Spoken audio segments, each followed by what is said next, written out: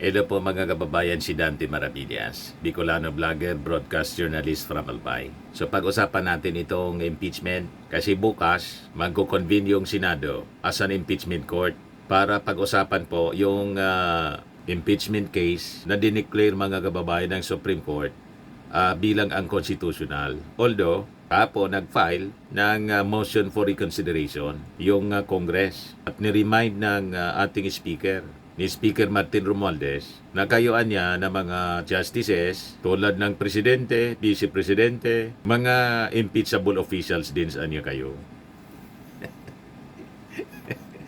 O di ba? Tama naman yung pag-remind. Baka kasi nakalimot yung mga Supreme Court justices that they themselves are impeachable officers. Sabi po sa message na pinalabas ni Speaker Martin Romualdez. Pero sabi ni Martin, this is not an act of defiance, but an act of duty. Diba? Pero sabi niya, the House will not bow in silence. Yan si Martin Romualdez. Hindi mananahimik ang Congress. Let us be clear. The Constitution says the House of Representatives shall have the exclusive power to initiate all cases of impeachment. That power is not shared, not subject to pre-approval, and not conditional. O diba? O ngayon, ang sabi ni Senate spokesman Attorney Tungol, a senator's debate, impeachment process won't die tomorrow. So kung babasahin natin between the lines, we will assume na walang dismissal. Hindi mangyayari ang motion to dismiss guided by the Holy Spirit, sabi ni Bato de la Rosa. Yun ang niyang gagawin ko bukas. Sa Wednesday, April 6, I'll be guided by the Holy Spirit again. Ganon mga kababayan si Bato. Yan, sabi rito sa balita kahapon. De la Rosa turns to Holy Spirit anyo ahead of Duterte impeachment vote. Malabo na guided dito ng Holy Spirit po. Ano tingin ninyo? Sabi ko nga po, pag yaga-yaga yan po dito sa amin, equivalent to blasphemy. Binabastos niya mga kababayan ang guidance ng Holy Spirit. Ginagamit niya mga kababayan para papaniwalain yung mga mamamayang Filipino. Paano maging guided by the Holy Spirit ang isang tulad po ninyong pinagtatakpan yung mali? Walang ganun po sa Holy Spirit na pagtakpan ng mali tapos sasabihin mo guided ka ng Holy Spirit. Iba po? That is a great insult sa Holy Spirit. Equivalent to blasphemy. Yan ang sabi niya, we ask you, Holy Spirit, to fill and move us in our debates and discussions on various issues of national interest, including the recent Supreme Court ruling on the impeachment of Vice President Sara Duterte, sabi ni Bato. We may not be ruled by our anger and hatred, not even by our personal alliances and biases. Instead, may we be guided by the clarity and wisdom that only your Spirit can provide. Grant us unity in our deliberations that we may walk together in the pursuit of what is right and life-giving for our institution, our nation, and our world, sabi po niya. In pursuit of what is right. Pero ang motion mo, to dismiss, klaradong hindi yon tama. Klarado na mali. Kasi ang tama po, isa lang sa impeachment trial si Sara Duterte para malinis niya yung kanyang pangalan kung totoo na wala siyang kasalanan. Pero kung i-dismiss mo without the benefit of trial, hindi yan guidance ng Holy Spirit. Evil spirit yung intent ninyo.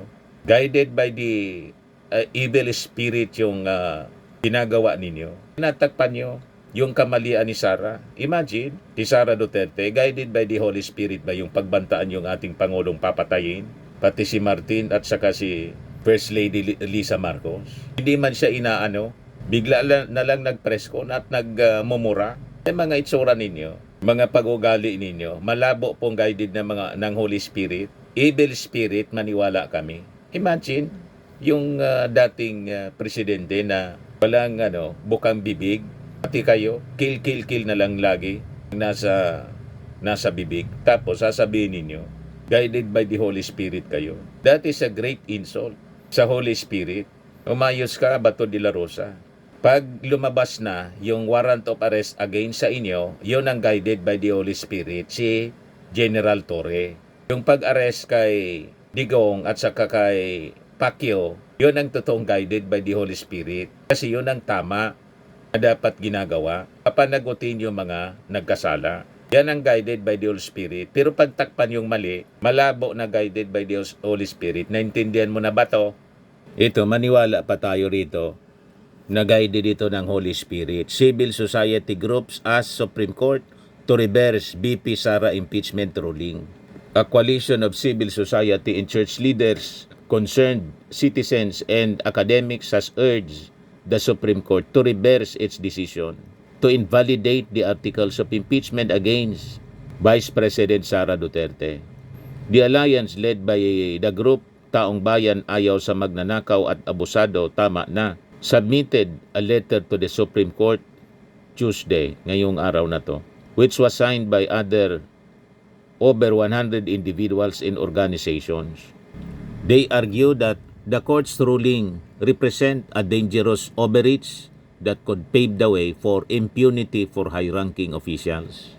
Yesterday, the House of Representatives has asked the Supreme Court to reconsider its ruling, maintaining that there was no violation of one-year bar rule and the constitutional right to due process. In a motion for reconsideration, the House contended that while it respects the Supreme Court's expanded power of judicial review, this power is not absolute, unlimited, not all-encompassing. The legislative body claimed that the Court's decision went beyond its mandate by modifying clear constitutional provisions and intruding upon the House exclusive power to initiate impeachment proceedings. Yan, maniwala pa tayong guided by the Holy Spirit siya. Pero yung sinasabi ni Bato, malabo po. Gusto mong pagtakpan si Sara Duterte. Tapos guided by the Holy Spirit. Yung Supreme Court, ganun din. Malabo na guided din yun ng Holy Spirit. Baka Spirit of the Glass. Ano ba? O ngayon, ang sabi rito, bukas, hindi pa daw katapusan. Tingnan natin, bantayan natin mga kababayan kung totoo. Yan sabi rito. There is a possibility that impeachment proceedings against Vice President Sara Duterte will not die. Bukas, August 6, sabi po ng impeachment court spokesperson na si Attorney Reginald Tongol. Sabi niya, yung mga senador niya are now preparing for the impeachment debate that they would go through bukas, August 6. So ito niya yung mga possible scenarios na mangyayari bukas. Sabi niya, there are many questions that came out in their caucus. Nag-usap-usap kasi yung mga senador, ini-caucus po. One of that is whether or not they should convene as an impeachment court. O kaya yung Senado, the Senate plenary will be able to vote on that. So sabi ni Tongol, there will also be discussions on whether or not the Senate will abide by the Supreme Court's ruling which declared the articles of impeachment against Duterte unconstitutional. And last niya is the possibility for them to wait for the motion for reconsideration which was filed yesterday ng Congress. Senators would also consider the contents of the House of Representatives motion. With this, sabi ni Tongol, there will be most likely senators who will move to defer the voting on the floor and wait for the High Court's decision on the lower chamber's motion for reconsideration. One of the motions that may possibly raise is to defer the voting on this issue. We can possibly see that the impeachment process will not die tomorrow. So yan ang kwento nila. Pero siyempre, yung sa minority, babantayan nilang maigi. Baka itong mga sinasabi nila baliktad. That's the usual thing na nangyayari. Kasi yung mga kaalyado ni Digong sa Senado, the Duterte Senators, lahat yan baliktad magsalita. Baliktad yung mga ginagawa sa kanilang mga sinasabi. Kaya hindi mo pwedeng pagkatiwalaan kasi yung idol nila, baliktad ang utok. O diba? Guided by leaders na baliktad ang pag-iisip. So anyway, ito pinapaabot lang natin sa inyo yung mga possibility or possible scenarios. Pero siyempre, hindi basta magtitiwala yung Senate minority. Nakabantay, mga kababayan, sa bawat motion. Of course, makikipagbalitaktakan si Risa Hontiveros, si Tito Sen, at iba pang mga kaalyado nila. Kahit si Kiko Pangilinan at saka si Bam Aquino, belonging to the majority. Pero sa isyong ito, I think kapareho ang kanilang magiging posisyon with the minority. Ito nga si Aquino, si Bam Aquino po ito. Saka si Hontiveros, ang tanong nila, why rush Senate vote on Duterte impeachment? Bakit kailangang madaliin? Unang-una, tinulugan na nga nila. Bakit ngayon mamadiliin? Kasi pabor yung desisyon ng Supreme Court. Hindi pa man po final. Sabi ni Bam Aquino, the Senate impeachment court should proceed with the trial, which already started on June 10 during the 19th Congress. For me, the process has already begun. The impeachment already started. Summons were issued, and there has already been a reply. It's already in motion. So, my call to my fellow senators is that we should convene as an impeachment court and decide then what to do, whether to proceed or not to proceed. But what's important is that we do it on our own terms. The argument, why are we rushing, is also important. The House of Representatives still has a pending motion for reconsideration. So why don't we wait for the Supreme Court's decision on that motion before moving forward? Sabi po niya.